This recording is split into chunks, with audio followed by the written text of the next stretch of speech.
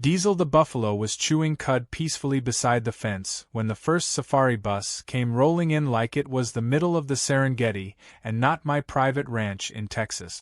I was still in my bathrobe holding a half-spilled cup of coffee when I saw it, a yellow open-air shuttle packed with tourists holding up iPads, cameras, and binoculars, gawking through the dust like they were on some National Geographic expedition. And who was standing at my gate with a giant safari hat and clipboard, welcoming them in like this was Disneyland? Karen. HOA President Karen. She turned to the crowd and said, "And here we have the majestic American bison in his natural habitat."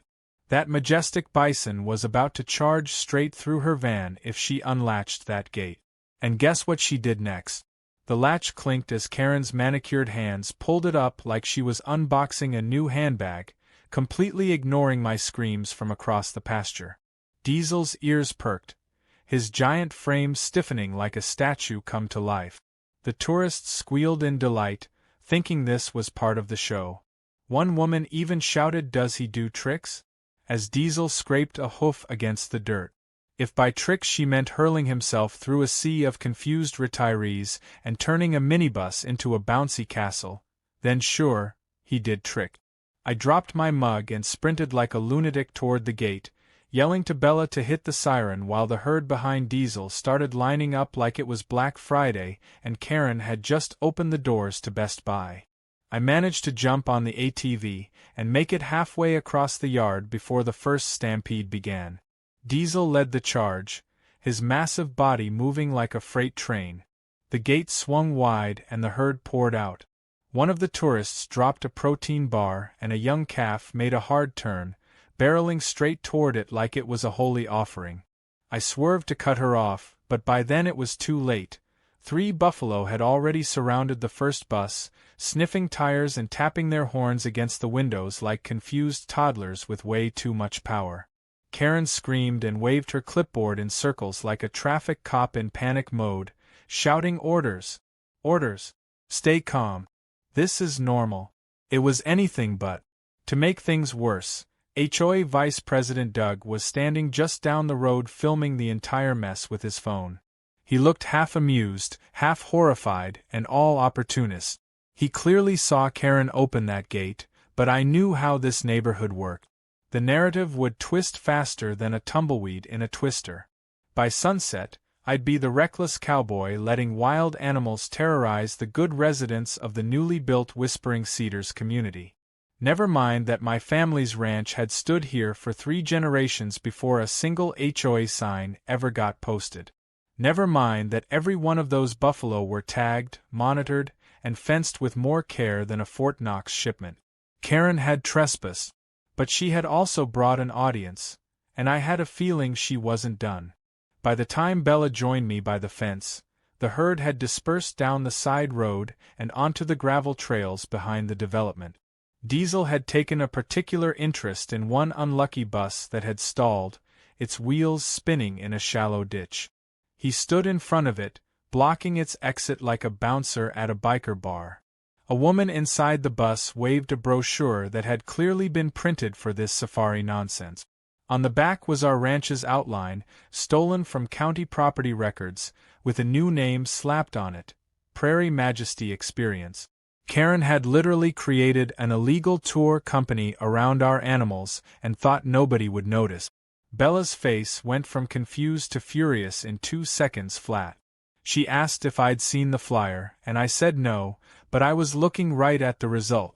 Half the herd was now wandering near the HOA walking trail.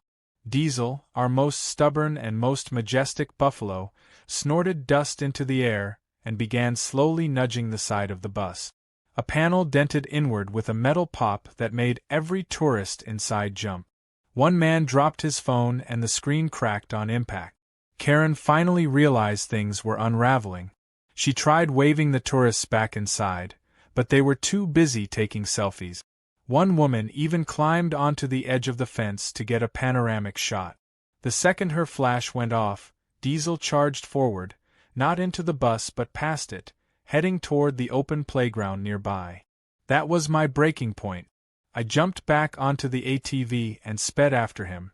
Diesel had no interest in kids. He was heading for the hay bales we'd stacked near the community garden, but it looked bad. I managed to steer him away with a toss of feed and a loud whistle, but not before Karen screamed he's going for the children, even though no kids were anywhere nearby. As I redirected Diesel and pushed him back toward the north field, I realized I was fighting a public relations war just as much as a livestock crisis. When we finally got the herd back into the outer pasture and secured the gate, this time triple-locked, I looked at Bella, who had her phone out and was already scrolling through the HOA community group. The posts were exploding. Pictures, videos, Karen's own livestream now riddled with comments like "What is this chaos?" and "Refund now." One person even posted a slow-motion clip of Diesel's snort with the caption "Karen's new hairdryer." Later that night, as the sun dropped behind the hills and peace returned to the ranch, we sat on the porch with our boots kicked up and our dog curled between us. I asked Bella how long she thought it would take before the HOA tried to spin this in their favor. She answered without looking up, "They already are. Doug just posted a message saying we failed to secure wildlife containment during neighborhood festivities." I laughed, but it wasn't funny. That was the game. They invade, they spin it, and they make us the villain. But this time, they'd crossed the line. Karen had opened that gate. She'd turned our land into a circus, and she thought she could get away with it. I stood up and looked back toward the field where Diesel was now lying in the moonlight, calm and powerful. We weren't going to let this slide. Karen wanted a safari? Then we'd give her a show, one she wouldn't forget. And the next time she opened that gate, it wouldn't be buffalo she'd have to run from. It would be consequences. We were going to outplan her, outrecord her, and outsmart her. This time, the stampede was coming for her reputation. By sunrise the next day, the HOA was in full lockdown. Yellow caution tape crisscrossed the neighborhood's front entry like a crime scene, and security guards hired from some discount temp agency stood near the clubhouse looking confused and overwhelmed. A few looked like they hadn't even been briefed on what was going on, asking residents if they'd seen any loose cattle. It was laughable. Buffalo weren't cattle, and they certainly weren't loose anymore. Diesel and the herd were safe and secure back on our land, but the damage had already been done, at least to Karen's little fantasy of HOA dominance. What she'd started as a vanity safari tour had now turned into a community scandal, and the neighborhood group chat was lit up like a Christmas tree. Screenshots of Karen's livestream and flyers were circulating like wildfire, each one painting a clearer picture that she had orchestrated the whole thing without permission, safety planning, or common sense. I was halfway through feeding the ostriches when Bella came out with her laptop and a cup of coffee. She didn't say anything at first, just raised an eyebrow and rotated the screen so I could see it. It was an email from the HOA board marked urgent. The subject line read, "Community Incident, Request for Immediate Meeting with Wildlife Owner." I set the feed bucket down and leaned in. The message wasn't even apologetic. It was full of legalese fluff, carefully crafted to imply that I had been partially responsible for the uncontained animal disruption caused by miscommunication and unclear boundary markings. In other words, they wanted to talk before someone got sued. I told Bella I wasn't meeting them on their turf. If they wanted to talk, they could come to the ranch, sign a visitor waiver, and bring coffee that wasn't brewed from the HOA clubhouse's moldy Keurig. 3 hours later, 3 members of the HOA showed up, none of them being Karen. Doug, who I now considered the most spineless man in the region, stepped forward with that fake little HOA smile that always looked like it was painted on with chalk. Alongside him was Cheryl, the treasurer, and a guy named Barry, who I'd never seen before but who carried a clipboard and looked like a nervous insurance adjuster. They didn't want to step past the gate until I assured them the buffalo weren't nearby. Diesel, in reality, was 10 feet away behind a brush line, watching them with the calm indifference of a creature that knew exactly how powerful he was. They didn't see him, but I did, and I grinned. Doug cleared his throat and began reading from a printout. It was a carefully worded document stating they were deeply concerned about the events of the previous day and were hoping to collaborate on a resolution that would restore confidence in the HOA's leadership and prevent further incidents. I interrupted him halfway through and asked if he was here to admit Karen opened my gate without authorization. He stammered something about pending internal investigations and ongoing dialogue. I told him dialogue required honesty, and so far, all I'd seen from the HOA was spin. Cheryl tried a different tactic, sugar. She offered to host a joint community event, a sort of rebranding effort, where I could showcase my wildlife center in a positive and safe manner to help ease neighborhood tensions. In return, the HOA would formally acknowledge the value of my conservation work. She even smiled like she thought that was generous. I laughed outright. Bella, standing behind me, nearly choked on her water. I asked them how many buffalo attacks had occurred. 0. Injuries? None. Property damage? Minimal. Some flattened rose bushes and one dented van bumper that Karen had parked too close to the trail anyway.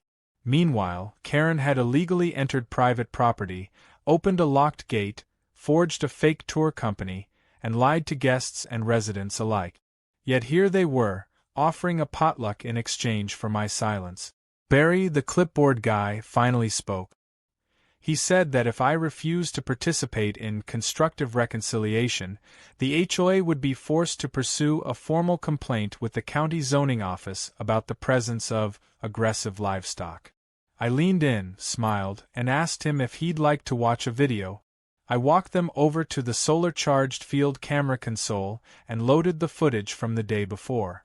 There was Karen, in full safari getup, snipping the lock with bolt cutters and waving the guests inside.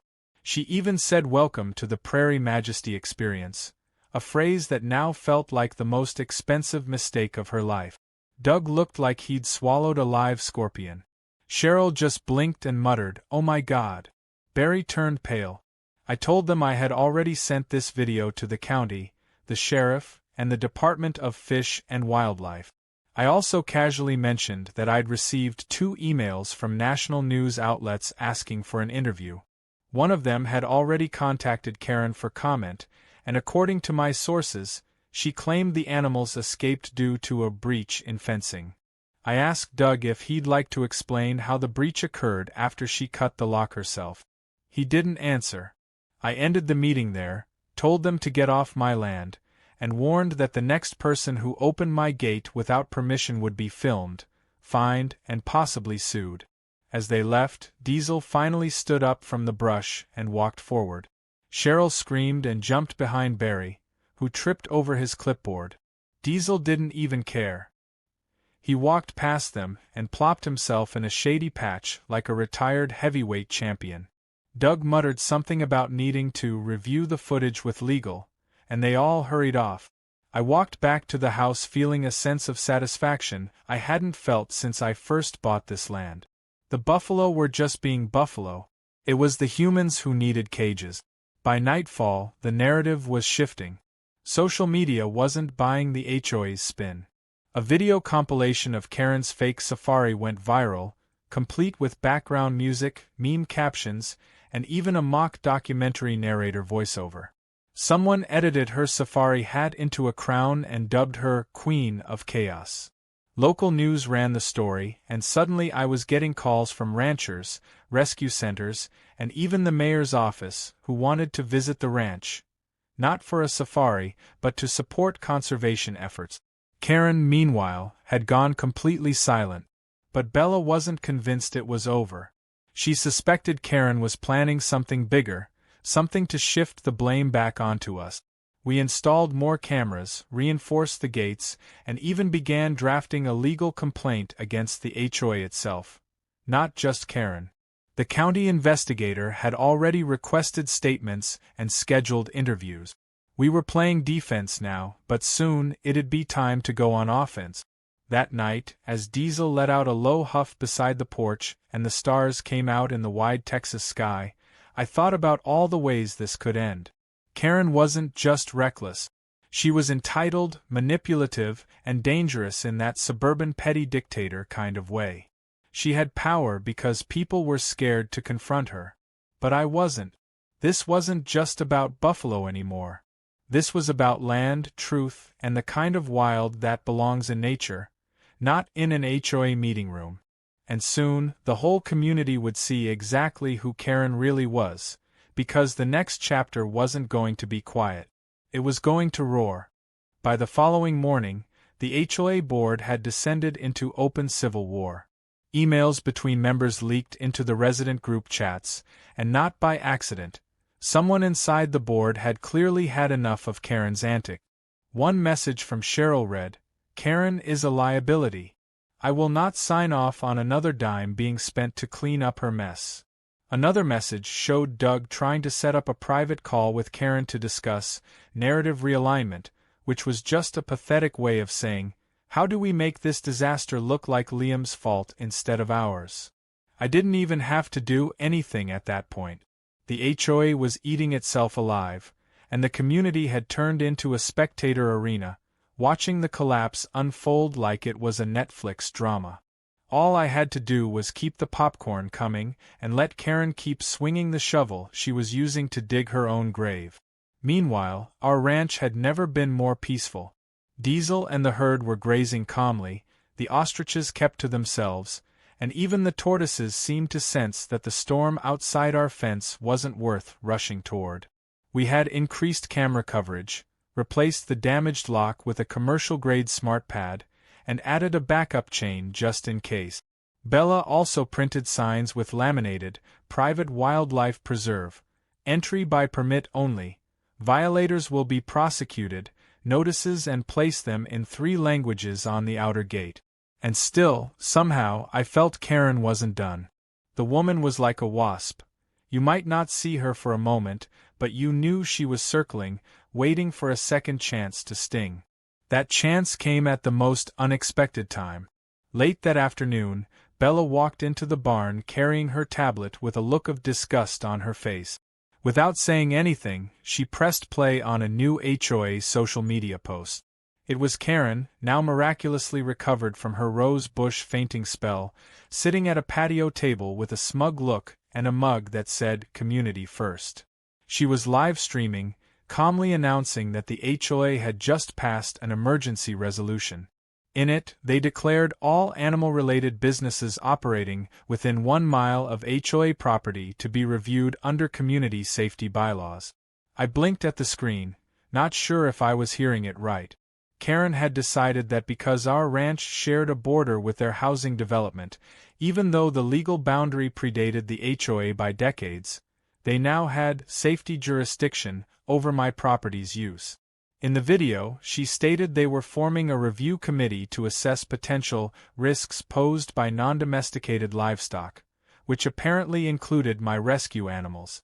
She didn't name me directly, but she didn't have to. She smirked and said, "No one should have to live in fear of sudden wildlife incidents. It's time we put the neighborhood first." Bella paused the video, looked at me, and said, "She's building a trap. She wants you to challenge her publicly so she can claim you're the hostile one." I wasn't going to bite. Not yet. Instead, we did something Karen never expected. We documented everything. Every time a neighbor came by to say they supported us, we logged it. Every instance of online misinformation was captured and time-stamped. Then we sent it all to our lawyer, who added it to the growing file of evidence that Karen was abusing her HOA authority. The best part? Bella had recorded a screen capture of Karen's original Safari stream, and it included a full 23 seconds of her saying, "Don't worry, I cut the lock myself, he'll never notice," while laughing in front of the gate. It was gold. But Karen wasn't done trying to rewrite history. That evening, as the sun dipped behind the hills, we saw her marching up the gravel path with 2 people in tow, Barry the clipboard guy and a tall man in slacks carrying a briefcase. I met them at the fence before they could get close to the animals. Karen gave me a sickly sweet smile and said they were here for a routine safety audit, as authorized by the HOA's new resolution. I told her she could turn around unless she had a county permit and a sheriff's escort. She said she didn't need one. I pointed to the fence sign and said, Then your little audit just turned into trespassing. Barry was visibly sweating, clearly regretting everything about being there. The man with the briefcase spoke up and introduced himself as Richard Clark, a community compliance consultant hired by the HOA. I asked if he had any legal authority. He said not technically, but they were hoping to conduct a non-binding safety evaluation. I laughed and said, "Is that like a pretend court date where I bring real buffalo?" Karen didn't find it funny, but I didn't care. I told them to leave immediately and added that any attempt to cross the gate again without county authorization would result in a police report. Karen looked rattled, but she wasn't ready to admit defeat. She turned on her phone's camera and began narrating, "As you can see, we are being denied access to investigate dangerous conditions threatening the community." I cut her off by triggering the loudspeaker connected to the upper barn, where Bella's voice calmly played a pre-recorded message. "Trespassers will be prosecuted. All activity is being recorded." Karen's expression turned to stone, but the briefcase man nodded and started backing away. Barry tripped on a rock trying to follow. I didn't even bother hiding my grin. Bella and I watched them retreat down the road, Karen still muttering to her phone, probably live-streaming her humiliation. Diesel, once again, wandered up behind me and let out a long breath, his nostrils flaring. It felt like even he understood the absurdity of it all. But that wasn't the end. 2 hours later, I got a call from a contact at the county clerk's office. She quietly informed me that someone, presumably Karen, had submitted a request to investigate a public nuisance involving my land. The request was denied immediately for being outside HOA jurisdiction, but she thought I should know that someone was clearly trying to weaponize the bureaucracy against me. I thanked her and hung up, a storm beginning to brew in my chest. It was time to go on the offensive. That night, we finalized a formal complaint and submitted it to the county legal office. In it, we outlined Karen's trespassing, unauthorized commercial activity, gate tampering, property misrepresentation, and harassment via misuse of HOA authority. Bella also drafted a request for a temporary restraining order preventing Karen or any HOA member from entering within 20 feet of our property line. We attached video proof, screenshots of the safari flyers, and the live streams. Our lawyer said it was one of the most airtight harassment cases he'd seen. We also notified the local news station that we were willing to speak, on the record, about how HOA power had gone too far. Within minutes of the story airing, our inbox lit up with messages of support. One neighbor offered to create a petition. Another offered to testify. People who had previously kept their heads down were now rising up. Karen hadn't just poked the bear, she'd kicked the entire den. As the stars lit up the Texas night, Diesel stood beside the gate like a silent guardian. I sat on the porch and watched the dark sky stretch out into forever, knowing tomorrow would bring another round. But this time, we weren't just reacting. We were taking back the narrative. Karen might have started this with a gate and a dream of safari stardom, but I was going to end it, with truth, with community, and with every ounce of the wild she underestimated. By the time the weekend rolled in, the air around the HOA felt heavier, like the whole community was holding its breath, waiting for the next explosion. The story had grown legs far beyond our county. A regional news affiliate picked it up, spinning the tale of the HOA Safari Gone Wild into a 2-minute segment complete with dramatic music and slow-motion buffalo shots from Karen's original stream. Karen had wanted attention, and she got it, just not the kind she could control. At first, she tried leaning into the chaos, portraying herself as a bold visionary who was simply trying to bring natural education to the suburban landscape. But no one was buying it anymore. Especially not after the full footage went viral, including the part where she clearly said, "I cut the lock. He won't care." With that line alone, she turned herself from misguided to malicious in the eyes of the public. And the public was watching closely now. At the ranch, things had never been more tense, or more united. Neighbors who had never so much as waved before were suddenly dropping by with pies, casseroles, and supportive messages scribbled on cardstock. One elderly couple brought a tray of cookies and said, "This neighborhood needs more buffalo and fewer buffoons." Even local farmers started calling, some offering solidarity, others sharing similar HOA horror stories. It turned out Karen had become the face of overreach, a walking cautionary tale about what happens when entitlement meets poor judgment. It was strange to become the center of a small cultural flashpoint, but we welcomed the support. We needed it, because Karen still wasn't backing down. Despite everything, she had managed to cling to her title as HOA president. Apparently, the bylaws made it nearly impossible to remove her without a supermajority vote at a formal meeting, which she kept delaying with excuses about safety protocols and administrative backlogs. The more she stalled, the angrier the residents grew. Rumors swirled that she was shredding old budget documents and trying to move HOA funds into obscure side projects. Bella found proof that she'd attempted to file for a non-profit registration for Karen's Nature Conservancy, using HOA funds to cover the application fee. It was so ridiculous it would have been funny if it weren't so calculated. In response, we ramped up our own efforts. We filed a second legal complaint, this time for financial misconduct, and shared the paper trail with both the County Oversight Committee and the local press. Our lawyer assured us that things were escalating in the right direction. Still, I could feel the pressure tightening like a noose. We were at a turning point.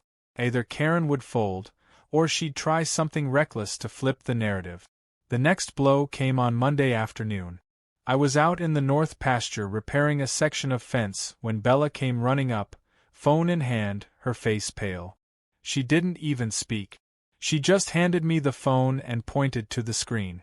It was a live HOA broadcast, filmed from the community center. Karen stood in front of a newly installed banner that read, HOA Wildlife Regulation Reform Act, Vote Today. She was proposing a community-wide resolution to ban dangerous wildlife within 1 mile of the HOA boundaries. It was a direct shot at our ranch, wrapped in concerned trolling language about child safety and noise pollution. Her voice echoed through the feed as she called it a necessary step toward peaceful cohabitation between man and nature. My name wasn't said aloud, but my land was highlighted on the map behind her, circled in red. This wasn't just a PR stunt. This was a targeted move designed to manipulate the frightened and uninformed. She even brought a so-called wildlife expert to speak, a man who claimed buffalo could smell fear and attack unprovoked, which was not only laughably false but biologically idiotic. Still, a few HOA members in the crowd nodded along. It didn't matter whether it was true. What mattered was whether it was persuasive enough to swing the vote. The emergency meeting was scheduled for that evening. Karen was counting on short notice to keep opposition minimal. But she made one crucial mistake. She underestimated how fed up everyone else was. Within an hour, residents began showing up at our ranch, asking if the rumors were true. Bella and I stood on the front porch, speaking to each person who came. We explained the truth. That the animals were federally registered, fully contained, and had never posed any real threat to the community. We showed footage of the rescue operations we conducted, including Diesel being removed from an illegal breeder.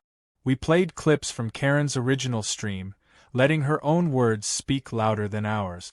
By sundown, something incredible happened. Instead of Karen's rushed vote being a quiet ambush, it turned into a full-blown town hall. Over 100 people showed up, many dragging lawn chairs and folding stools. Karen tried to take the podium early, claiming the HOA had limited time, but the crowd pushed back. A retired Marine named Frank stood and loudly demanded a resident comment period. When Karen refused, people started chanting, "Let us speak! Let us speak!" She had no choice but to step down. What followed was a flood of raw, unfiltered voices. Parents spoke of how their children loved seeing the buffalo through the fence. An art teacher said her students had painted portraits of the animals. One woman shared how visiting the ranch had helped her autistic son learn to connect with nature. The testimonials were emotional, powerful, and real. Then came the final mic drop moment. Bella stepped up, laptop in hand, and projected a side-by-side comparison on the wall. One side showed Karen's flyer for the Prairie Majesty Experience, with her name in fine print at the bottom as coordinator. The other side showed the property violation report filed against our ranch that very morning, stamped, submitted by HOA president. The hypocrisy was undeniable. You could feel the room shift. Murmurs turned into headshakes. Eyes turned to Karen, who suddenly looked very small behind the podium. When the vote was finally called, the result wasn't even close. 74% voted against Karen's resolution. 20% abstained. The rest? Only 6% voted in favor, and most of them left before the final tally was read. It was a total collapse. Karen stood frozen, the microphone still in her hand, as the crowd began to stand and leave. No applause. No fanfare. Just quiet rejection. For the first time, her control had slipped beyond her grip. But the biggest surprise came not from the vote, but from what happened afterward. Doug, the same HOA vice president who had filmed the Buffalo Chaos days earlier, approached me in the parking lot. He extended a folder and said, "You didn't get this from me." Inside were internal HOA emails, dozens of them, many from Karen. One detailed her plans to launch a paid neighborhood adventure tour series with outside investors. Another showed an attempt to secure personal liability waivers in case of minor Buffalo-related injuries.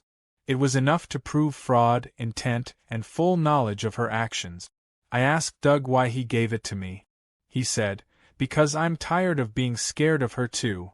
That night, as Bella and I sat under the stars with Diesel lying nearby like a mountain of calm strength, we felt something new settle over the land. It wasn't just relief. It was momentum. We weren't just defending our space anymore, we were dismantling the walls that gave people like Karen power. And though we knew there would still be a final battle ahead, one last play from a desperate woman grasping at her crumbling throne, we also knew one thing with certainty. She started this fight with a pair of bolt cutters and a borrowed ego.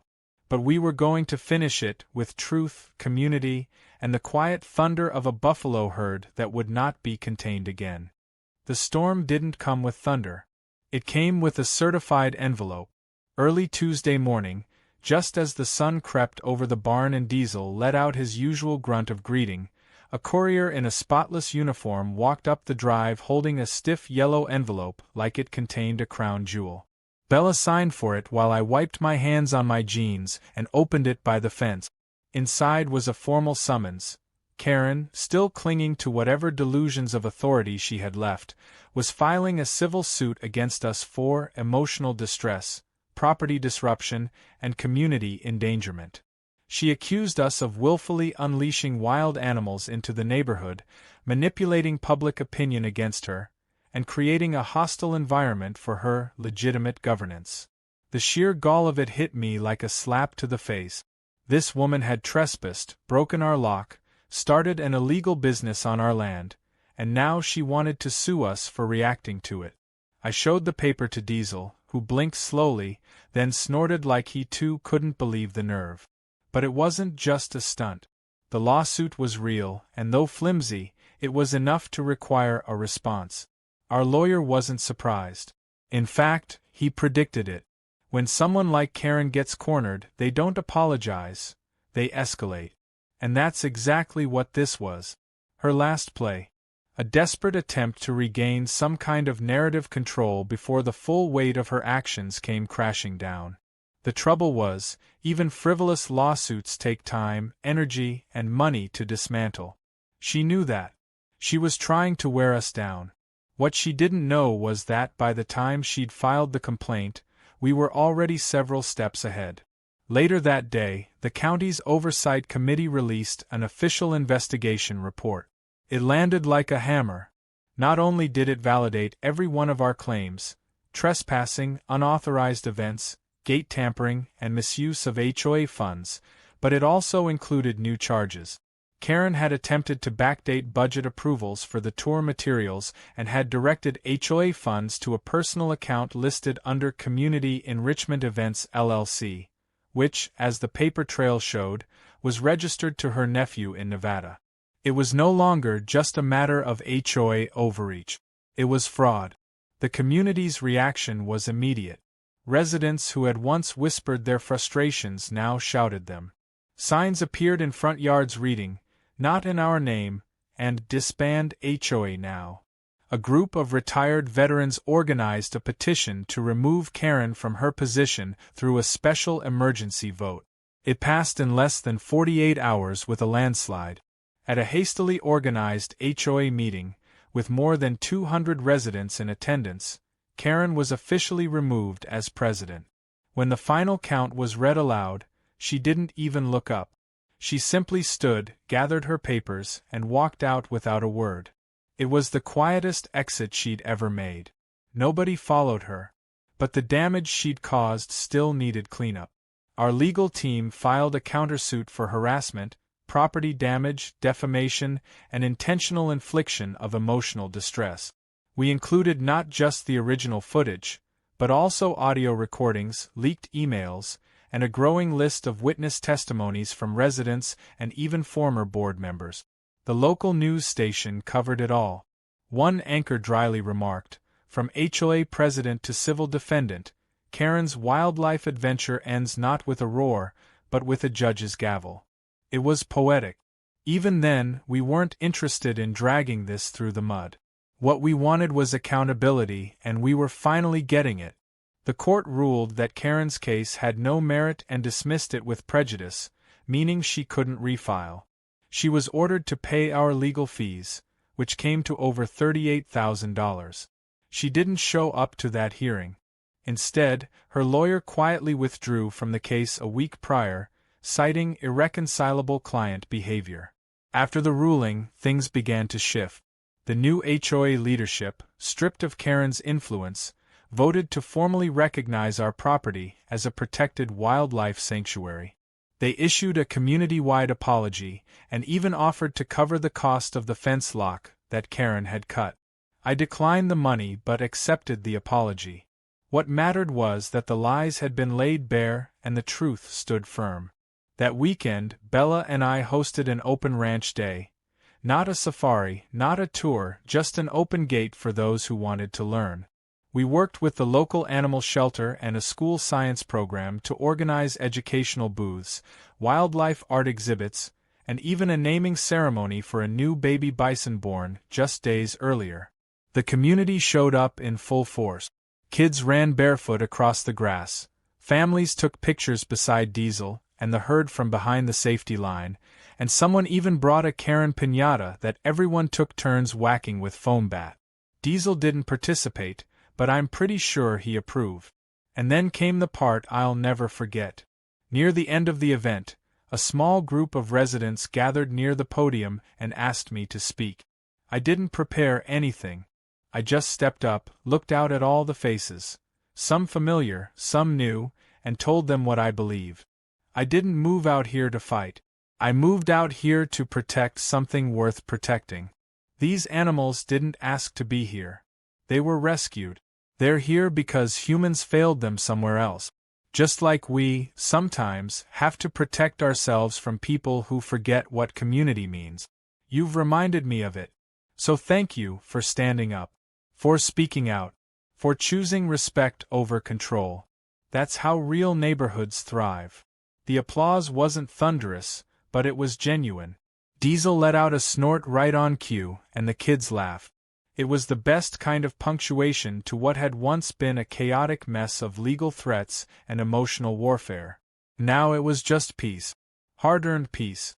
As for Karen, she disappeared from the neighborhood shortly after the ruling. Her house went up for sale within a month, and last we heard, she'd relocated to a different HOA downstate. One neighbor joked that we should send them a warning letter, but I figured they'd find out soon enough. People like Karen don't just change. They relocate their chaos until someone else stops them. But wherever she went, she left behind a legacy she never intended. A neighborhood that found its voice, a board that found its spine, and a wildlife preserve that stood taller than ever. The buffalo never noticed the drama. They still roam the pasture, munching grass and keeping to themselves. Diesel remains the quiet king of the field, a reminder that strength doesn't always have to charge. It can stand, and it can endure. Much like the land they now call home. And every time I walk past that gate, the new one with the camera, reinforced chain, and a sign that reads, "Protected by nature and neighbors," I smile. Because in the end, Karen opened that gate thinking she was walking into power. But all she did was let the truth run wild. And nothing, not lawsuits, not lies, not HOA theatrics, could put it back in the cage.